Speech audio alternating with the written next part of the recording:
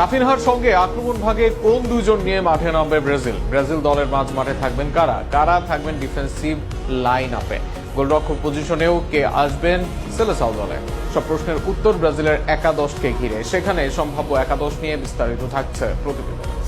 বিশ্বকাপের আগে ঘরের মাঠে শেষ ম্যাচ, অপরদিকে কার্লোর অধীনে বিশ্বকাপ নিশ্চিত হবার পর প্রথম ম্যাচ। ব্রাজিলের স্কোয়াডে তাই চমকই বেশি। স্বাভাবিকভাবে প্রশ্ন, একাদশেও কি থাকবে চমক? তবে সেই সম্ভাবনা অনেকটাই নেই। অনেক তারকা না থাকলেও সেরা একাদশী পাচ্ছে ব্রাজিল দল। আক্রমণ ভাগে রাফিনহা নেতৃত্ব দিবেন অ্যাটাকিং মিডফিল্ডার, লেফট উইঙ্গার বা রাইট উইঙ্গার। তিন পজিশনেই সমানভাবে খেলতে পারেন রাফা। তবে এই ব্রাজিলিয়ান উইঙ্গার সেলেসাও জার্সিতে খেলবেন স্বভাবসুলভ রাইট উইং পজিশনেই। সেখানে লেফট উইংয়ে খেলার দৌড়ে আছেন কয়েকজন। সেন্ট জেনিত পিটার্সবার্গের লুইস হেনরিক এই পজিশনে খেলতে পারেন ফ্লামেঙ্গোতে আসা দিয়াস লিনো। তবে এই দুইকে রেখে আর্সেনালের গ্যাব্রিয়েল মার্টিনেলিকে সুযোগ দিতে পারেন কার্লো আনচেলত্তি। সর্বশেষ ম্যাচেও সেলেসাও জার্সিতে তাকে দেখা যায় লেফট উইংয়ে। এদের সাথে নাম্বার 9 হওয়ার দৌড়ে আছেন দুইজন। তবে অনভিজ্ঞ কাইয়ো জর্জের বদলে রিচার্লিসনকে দিয়েই শুরুর একাদশ সাজাতে পারেন coach Carlo Ancelotti. Attacking midfielder রোলে কুনহা নেই ইনজুরির জন্য। এই জায়গায় লড়াইটা পেদ্রু ও দলে ফেরা পাকুয়েতার মাঝে। দুজনই ক্লাবের হয়ে আছেন ফর্মে। ঘরের মাঠে এই জায়গায় আক্রমণাত্মক হতে চাইবেন কার্লো, তাই পেদ্রুকে